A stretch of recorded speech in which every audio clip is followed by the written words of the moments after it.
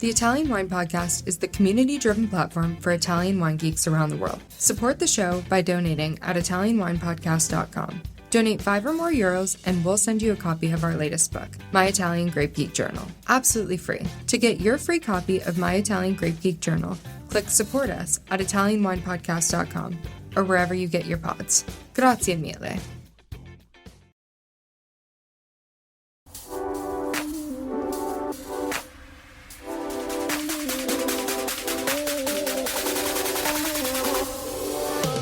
Welcome to another episode of On the Road Edition, hosted by Stevie Kim. Each week, she travels to incredible wine destinations, interviewing some of the Italian wine scene's most interesting personalities, talking about wines, the foods, as well as the incredible travel destinations. Another beautiful day in Monferrato. To be precise, we are in, I have it written, Castagnole Monferrato. And here I'm with Luca Ferraris, otherwise known as Mr. Bouquet, because this morning we'll be dedicating a little bit more love to Bouquet. So Luca, tell us a little bit about your family, winery, as well as where we are. Yeah, we are in Castagnole Monferrato. I'm Luca Ferraris, the owner of Ferraris Agricola. My winery was born thanks to my great-grandfather in 1921. So when my great-grandfather went to the United States for the Golden Rush, and he found the gold and he sent back the money to his wife, and my great-grandmother bought this winery with the vineyard. So the family started to make wine more than 100 years ago. Then, unfortunately, my father left from Castagnole Monferrato to Torino, like 90% of his generation, because we are in the middle of the heart of industry, heart of Italy, the triangle, Milano, Torino, and Genova, and a lot of people of the generation of my father went to Torino just to start another job.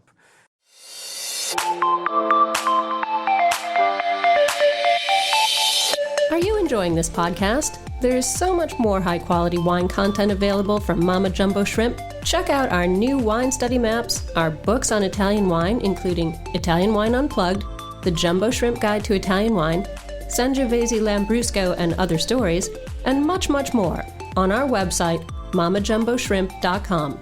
Now back to the show.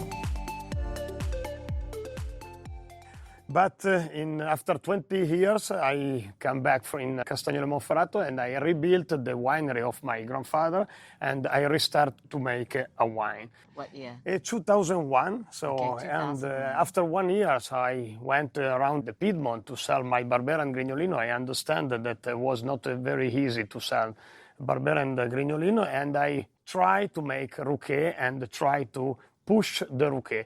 That means from that time, Rouquet for me is my mission in my life. So I dedicate all my life in the Rouquet production, in the research of Rouquet, and to push Rouquet everywhere, so all around the world. Yes, so in fact, you have also a museum dedicated to Rouquet, is that correct? Yes, it's correct. 2 years ago, I think the brand reputation of Rouquet production of my winery was very high, and we decided to invest a lot in the territory with this museum. It's not a museum of Ferraris Agricola, but it's a museum of Rouquet, where we dedicate all the history to the Parroco, Don Giacomo Cauda, and the history of the village. Okay. How many wines do you have in total? In total, we make 9 different labels, 10 different labels from 3 different varieties. Okay, so you have 9 labels, yes. 9 wines. And how many Rouquet? 5 Rouquet, 5 different Rouquet. Okay. So we have 4 single vineyard and 1 blended from 7 different vineyards from 5 different villages of Rouquet production. Okay, so we're going to be tasting 5 Rouquets today, everybody. So tell us a little bit about these wines. Yeah, we start with the Sant'Eufemia. Sant'Eufemia is our summer Rouquet. Summer Rouquet means a very easy drink, so you can put in the ice and drink a little bit cold in the summertime. Temperature? Temperature 12, maximum 14 degrees. Okay, yeah. already. Then the second is the Classic. Classic is our flagship label, so it is our most important Ruché. So we produce since 2001, and is a blend from 7 different vineyards from 5 different villages in the Ruché area. Classic with 1 S. And then? Then we have the Castelletto di Montemagno. Castelletto di Montemagno is come from a hill between Montemagno and Viarigi in the north part of territory of Ruché, and is very modern style winemaking of Ruché. It's a Riserva, 12 months in tonneau and 12 months in Abbado before go to the market. Then we have Vigna del Parroco. Vigna del Parroco is the most important label in all appellation of Ruché. It's the institutional label, come from the original vineyard of the priest. Planted by the priest in 1964. Was the first vineyard never planted of Ruché, total Ruché. And this is the original one, is the massive selection, is the most important label of the all Ruché production. And it's a special spiritual Ruché. Yeah, exactly. and it is the unique cru recognized from the Ministry of Agriculture. It's the unique label you can find with the Vigna on the name. Very good. And then the last one is Opera Prima. Opera Prima means first opera because we was the first winery start to make Ruché Riserva in 2007 when we tried to aged Ruché for 3 years in tonneau and 2 years in Abbado. It's like a style like Nebbiolo from Langhe. We tried that. Our clients was very, very happy, and we decided to invest in that way. And after more than 10 years, we received from the Ministry of Agriculture in 2020 the possibility to use Riserva on the label. That's the Opera Prima was the wine that make the original Riserva on the Ruché denomination. Okay.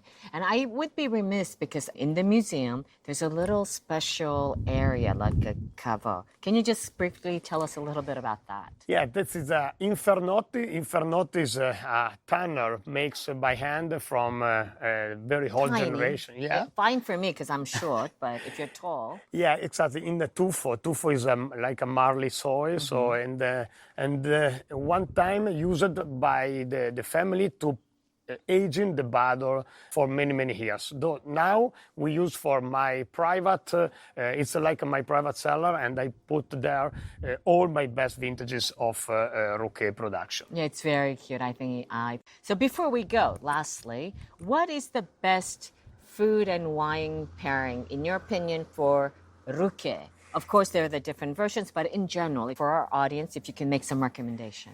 Yeah, thanks to the Ruché, I travel a lot around the world, and I think my best pairing was in Singapore with like agnolotti, but in Asian style. So with the very flower of Asian was wonderful. I think the Asian food is fantastic with the Ruché. Okay, talking about food, I know you've prepared a little meal for us because it's lunchtime and we eat again. Our favorite pastime. We drink wine, we eat. We drink wine, repeat. So what is the menu today?